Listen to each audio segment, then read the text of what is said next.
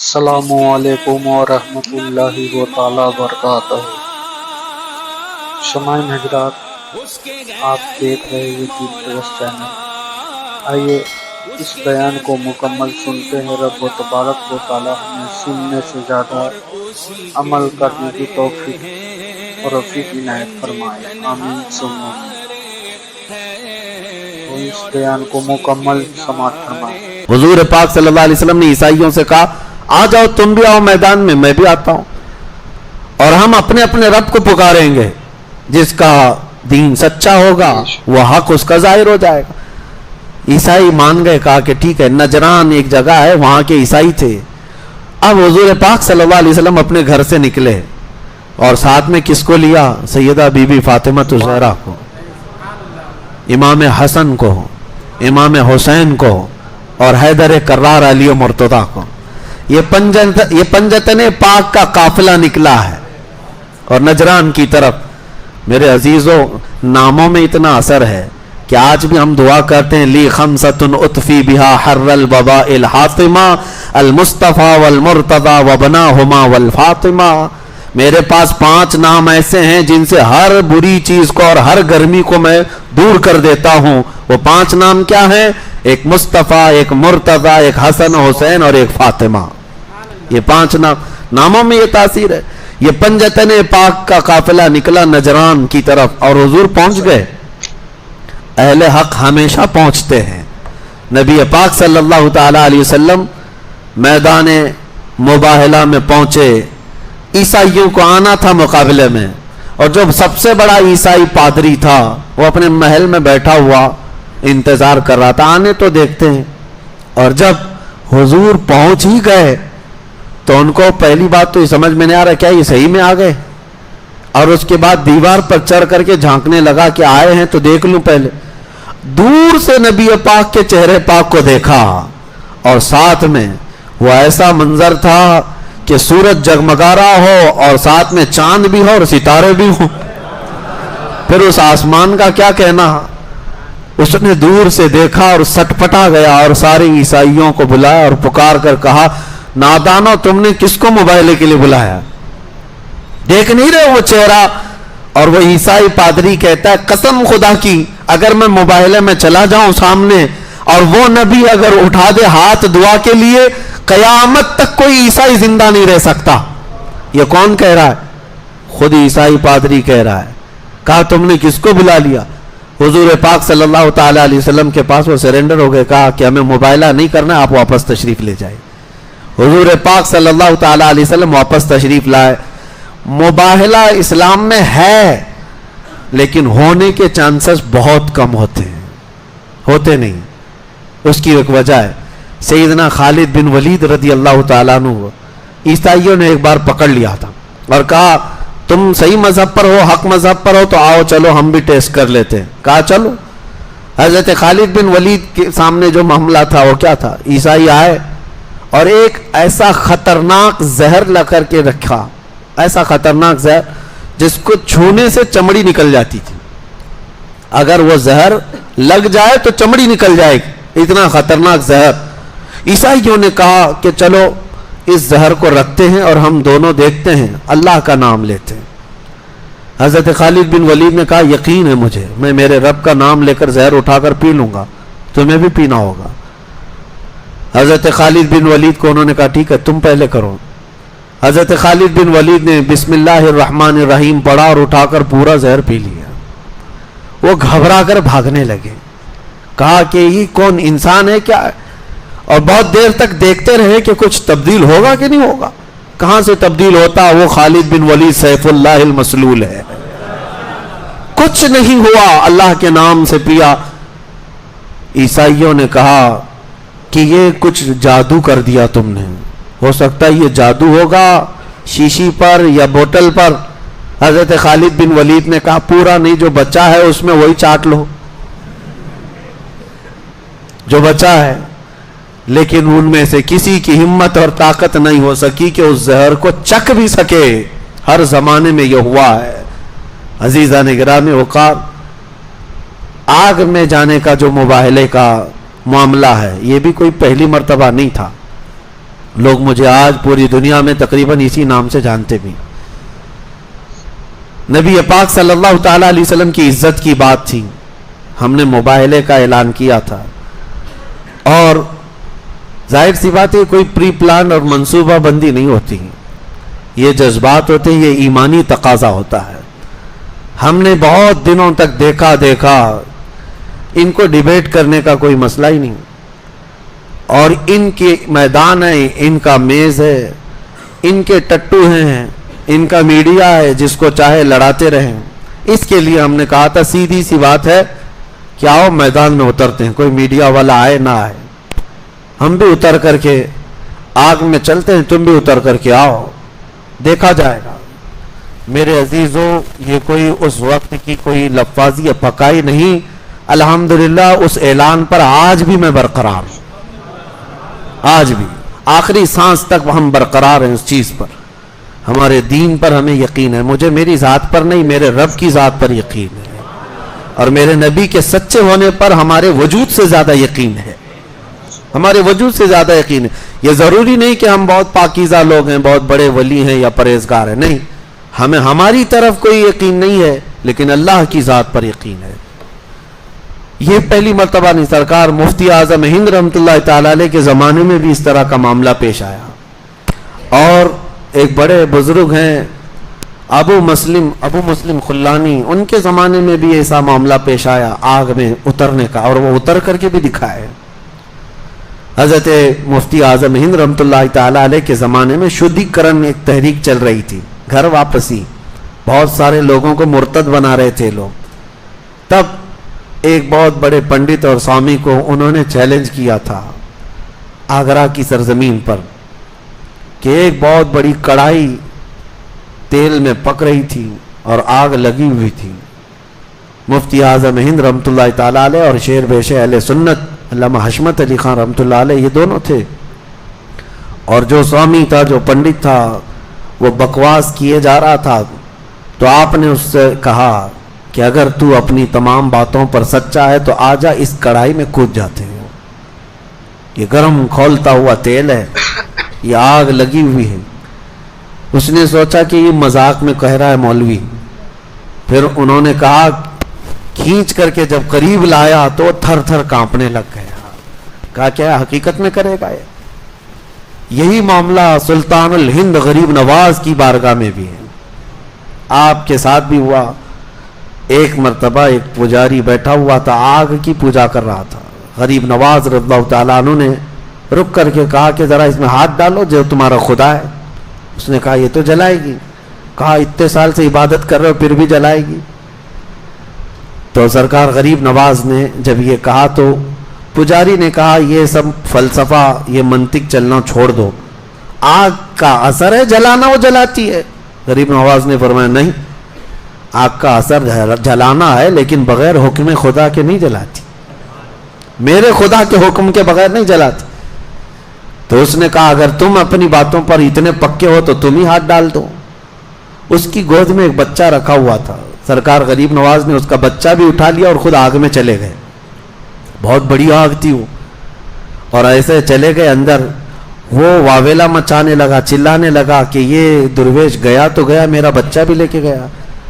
بہت دیر تک وہ باہر نہیں آئے. کئی لوگوں کو اس نے جمع کر لیا, بہت سارے لوگ دیکھنے آئے. کافی دیر کے بعد سرکار غریب نواز اس بچے کے ساتھ اپنا جبہ جھاڑتے ہوئے باہر تشریف لائے.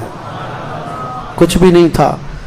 بچے کو لے کر کے اس نے دیکھا تو ماتھا بھی ٹھنڈا ہے, جسم بھی ٹھنڈا ہے, سب پکڑ کر کے دیکھو تو آگ کا کوئی اثر ہی نہیں. بچہ تو غریب نواز کا نہیں تھا, بچہ اسی کا تھا. سرکار غریب نواز رضی اللہ تعالیٰ عنہ نے ثابت کر دکھایا.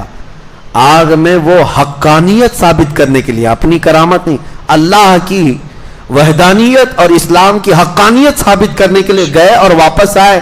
لیکن ساتھ میں یہ بھی بتا دیا جو ان کے دامن سے وابستہ ہوتا ہے, وہ چاہے کسی کا بھی بچہ ہو, اللہ اسے بھی محفوظ رکھتا ہے. اسی لیے ہمارے نعرے کیا ہوتے ہیں, غوث کا دامن, یہ بولتے ہیں نا خواجہ کا دامن. کیوں کہتے ہیں ہم؟ اسی لیے کہ ان دامنوں سے لگے رہیں گے, دنیا کی آگ سے بھی محفوظ اور آخرت کی آگ سے بھی انشاءاللہ محفوظ رہیں گے. یہ آیت مباہلہ. سیکنڈ چیز میں نے آپ کو بتا دی. مباہلہ کیا ہوتا ہے؟ مباہلہ حق کی اظہار کے لیے باطل اور حق کے درمیان ایک ایسا مقابلہ کہ دونوں اپنے اپنے خداؤں کو پکاریں اور اللہ رب العزت حق کو ظاہر فرماتا ہے. تیسری چیز میں نے آپ کو کہا محمد صلی اللہ تعالی علیہ وسلم اللہ کے رسول. یہ معاملہ حضور کی وفات کے وقت میرے عزیزو ہمارا اسلام ایسا ہے جو کسی شخص پر ڈیپینڈ نہیں ہے. کسی بھی شخص پر ڈیپینڈ نہیں ہے. کوئی اگر یہ سوچتا ہے کہ مجھ سے ہی سب کچھ چل رہا ہے اور میں نہیں رہوں گا تو دین کا نظام نہیں چلے گا تو یہ خام خیالی ہے. امت میں بڑے بڑے علماء آئے, صحابہ آئے, فقہا آئے, لیکن کیا اسلام رکا ان کے جانے کے بعد؟ سرکار غوث پاک کا اپنا زمانہ تھا لیکن ان کے انتقال کے بعد کیا اسلام ختم ہوا؟ غریب نواز کے بعد اسلام ختم ہوا؟ کسی کے بعد نہیں. اسلام جو ہے کسی شخص سے ڈیپینڈ نہیں. اللہ تعالیٰ اپنے دین کی خدمات کسی سے بھی لیتا ہے لیکن یہ دین صبح قیامت تک رہے گا. نبی پاک صلی اللہ علیہ وسلم کی وفات کے بعد یہ دین نہیں رکا تو پھر اب کسی اور کے بعد کیوں روکے؟ حضور کا جب انتقال ہوا تو صحابہ میں ایک بہت بے چینی تھی, بہت بے چینی تھی. صحابہ اکرام ایسی کیفیت میں تھے کہ ان کو بتانا مشکل ہے, لیکن صدیق اکبر نے یہی آیت تلاوت کی تھی جو آج ہم نے تلاوت کی. وما محمد الا رسول قد خلت من قبله الرسل افإن مات أو قتل انقلبتم على اعقابكم ومن ينقلب على عقبيه فلن يضر الله شيئا.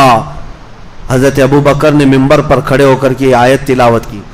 حضرت عثمان غنی کو صحابہ بتاتے ہیں ایسی حالت تھی جیسے بچوں جیسی حالت ہو گئی تھی. حضرت علی پتھر کی طرح جامد کھڑے ہو گئے تھے, کوئی ہلائے تو ہلتے نہیں تھے. صحابہ جہاں تھے وہیں دیواروں سے کوئی چپکے ہوئے کھڑے تھے. حضرت عمر تو تلوار نکال کر کہہ رہے تھے کہ کوئی کہے گا کہ میرے نبی کا انتقال ہوا میں گردن مار دوں گا. حضرت عمر تسلیم کرنے کو تیار نہیں. وہ کہہ رہے تھے کہ جیسے موسیٰ علیہ السلام کوہ طور پر گئے تھے اللہ سے کلام کرنے کے لیے, ہمارے نبی بھی گئے ہیں, وہ واپس آئیں گے. حضرت عمر کی غلبہ محبت تھا سب کے اندر. حضرت ابو بکر نے اس وقت یہ آیت تلاوت کی. کہا کیا اس آیت کا معنی؟ محمد اللہ کے ایک رسول ہیں, ان سے پہلے بھی رسول آئے اور چلے گئے. اور حضرت ابو بکر کہتے ہیں تم میں سے جو محمد صلی اللہ علیہ وسلم کی عبادت کرتا تھا وہ سن لے کہ محمد صلی اللہ علیہ وسلم کا انتقال ہو چکا, اور جو اللہ کی عبادت کرتا تھا وہ اللہ حی اور قیوم, کل بھی زندہ تھا, آج بھی زندہ, ہمیشہ زندہ رہے گا. تم کس کی عبادت کرتے ہو؟ صحابہ اسی وقت کھڑے ہوئے اور کہا ہم کو تو ہمارے نبی نے صرف اللہ کی عبادت سکھائی, وہ اللہ حی اور قیوم ہے, ہمیشہ زندہ ہے. پھر سب صحابہ کھڑے ہو گئے. نبی پاک صلی اللہ تعالی علیہ وسلم کے وصال کے بعد سب کو کھڑا کرنا یہ معمولی کام نہیں تھا. یہ صحرا حضرت ابو بکر صدیق کے سر جاتا ہے. میرے عزیزو یہ بہت بڑی بات ہے. غم میں ایسا ہوتا ہے کہ کبھی اگر آپ کے گھر میں آپ کے باپ سب سے اہم ہو, باپ کا انتقال ہو جائے تو گھر سونا سونا ہو جاتا ہے. لوگ بیٹھے رہ جاتے ہیں, کچھ کرتے نہیں ہیں, سمجھ میں نہیں آتا کرے کیا. وہ تو امت کے آقا, ہم غریبوں کے والی تھے, وہ صحابہ کی آنکھوں کی ٹھنڈک تھے. جس دن میرے آقا انتقال کر گئے مدینے والے کہتے ہیں اس سے زیادہ کالا یعنی اس سے زیادہ تاریک دن, اندھیرا مدینے میں کبھی آیا ہی نہیں جس دن حضور کا انتقال ہوا تھا. اور مدینے والے کہتے ہیں جس دن حضور ہجرت کر کے مکہ سے مدینے آئے تھے اس دن سے زیادہ روشن دن ہم نے مدینے میں کبھی دیکھا ہی نہیں. یہ مدینے والوں کا عقیدہ بھی تھا. میرے عزیزوں ہمارے دین کا نظام ایسا ہے, اللہ اور اس کے رسول کے لیے کام کرو, کسی شخص کے لیے نہیں. آج لوگ اگر مجھ سے جڑے ہوئے ہیں تو میں ان سے بھی کہوں گا میرے لیے کوئی کام نہ کرے. میں آج ہوں جس طرح سے, کل میں بھی مر جاؤں گا. جب ہمارا جنازہ نکل جائے تو یہ نہیں کہ ان کے لیے ہم کرتے تھے وہی چلے گئے تو ہم چھوڑ دیے, تو گویا کہ تم اللہ اور اس کے رسول کے کاموں پر نہیں تھے, شخصیت پرستی تھی. اسی لیے آج سے یہ عادت ڈال لو, کوئی ہو یا نہ ہو مجھے اللہ اور اس کے رسول کی رضا کے لیے کام کرنا ہے. یہ اس آیت سے میں آپ کو پیغام دیتا ہوں. آخری چیز سورہ نساء میں جو احکام آئے عورتوں کے لیے، اللہ نے فرمایا فرض نہیں کہہ رہا تھا کہ میرے باپ ناراض ہو جائیں گے، اب تو مجھ سے کہا ہے کہ تجھے گھر میں کھانا پانی بھی نہیں دیں گے، بہت ناراض ہیں۔ کہا شادی پر ناراض، کہا باپ کی مرضی سے شادی کرنا ہے، باپ کی مرضی سے شادی کرنا ہے، اس کے اندر کیا چل رہا ہے باپ کو کیا پتا ہے؟ میرے عزیزو، جو اگر باپ ہیں تو ان کو میں بتاتا ہوں، کسی کو زور زبردستی اس طرح روک کر مت رکھو، نہ بیٹیوں کو نہ بیٹوں کو۔ ان کی اگر عمر ہو گئی ہے تو ان کو اپنی زندگی نبھانے دے دو۔ کچھ لوگوں کو ایسا لگتا ہے کہ اتنی جلدی کر کے کیا کرے گا، اتنی جلدی گناہ کے اڈے قائم کرے گا تو فرق نہیں پڑے گا۔ شادی کر کے ایک اچھا معاشرہ تشکیل دینا چاہتا ہے تو اسے آزاد رکھو۔ بعض مقامات پر ہو سکتا ہے کچھ ماں باپ ان کے لیے سخت ہو جاتے ہوں، ہرگز نہ کریں۔ میرے آقا کا فرمان سنیں، 3 چیزوں میں تاخیر کرنا گناہ ہے۔ جب کسی کا انتقال ہو جائے تو جنازہ اٹھانے میں تاخیر کرنا گناہ ہے، جب نماز کا وقت ہو جائے تو تاخیر کرنا گناہ ہے، اور پھر فرماتے ہیں جب لڑکی بالغ ہو جائے تو اس کے نکاح میں تاخیر کرنا گناہ ہے۔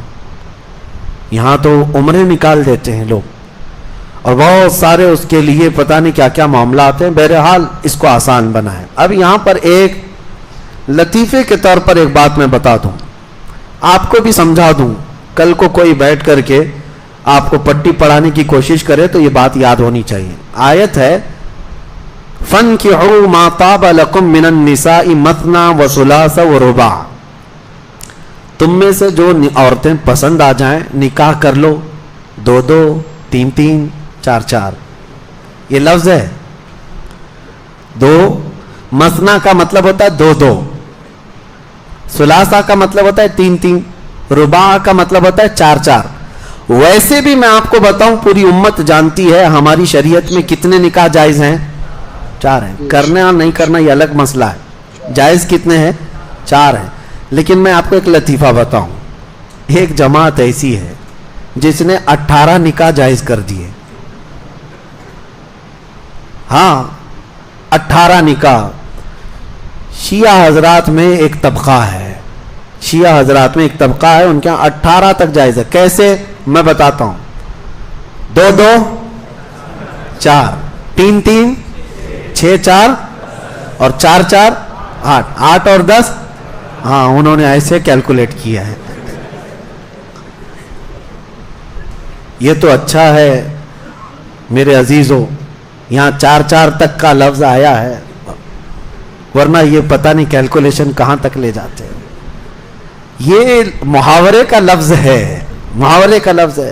جیسے اللہ تعالیٰ نے قرآن میں فرمایا منافقین مر جائیں، ان کے اوپر تم 70 بار بھی استغفار کرو گے تو اللہ نہیں قبول کرے گا۔ 70 بار مطلب ایک تعداد بتانے کے لیے کہا گیا، ایسا نہیں کہ 70 بار کرے گا اس سے زیادہ کرے گا تو معاف ہو جائے گا۔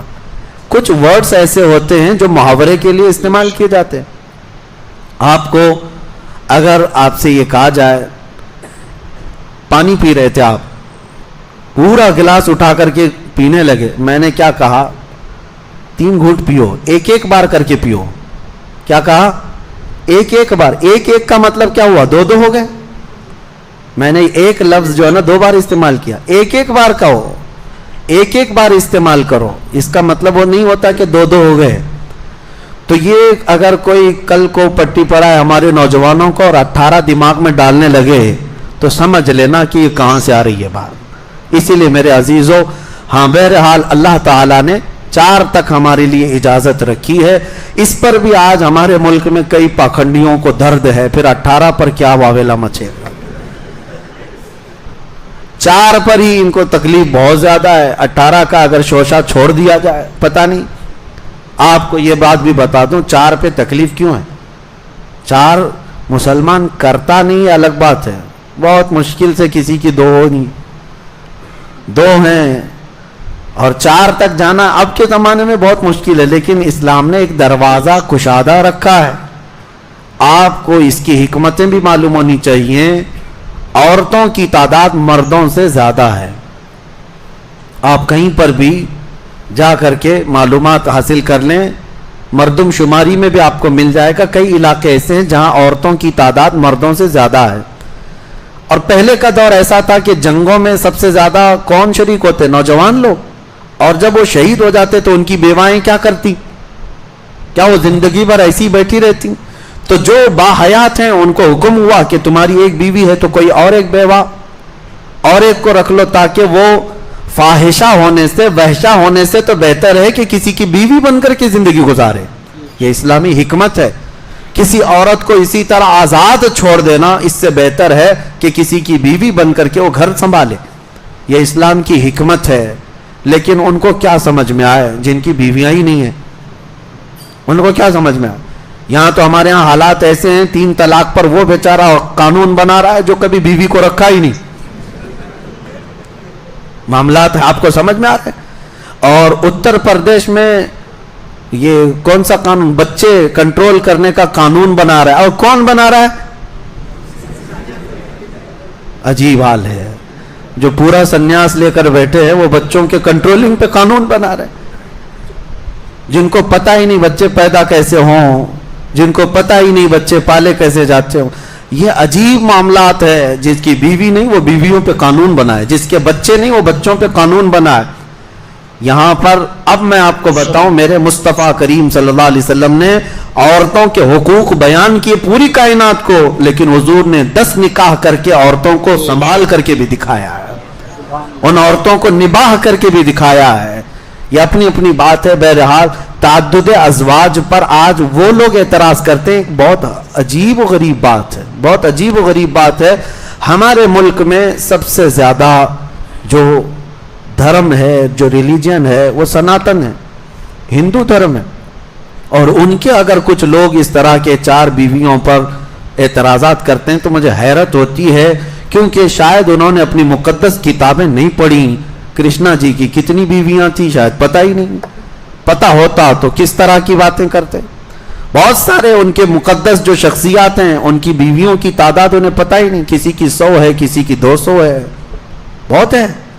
بلکہ مقدس کتابوں کی، میں مقدس کتابوں کی ایک روایت بتاؤں، 16,400 پلس کچھ بیویاں بھی ایک صاحب کی، یہ بھی موجود ہے.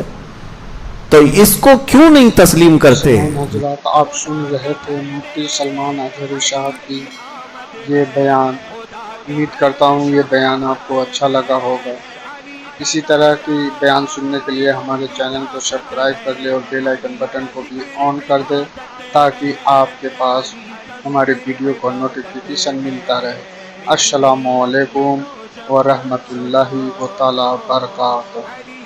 دعا میں یاد رکھیں، اپنا خیال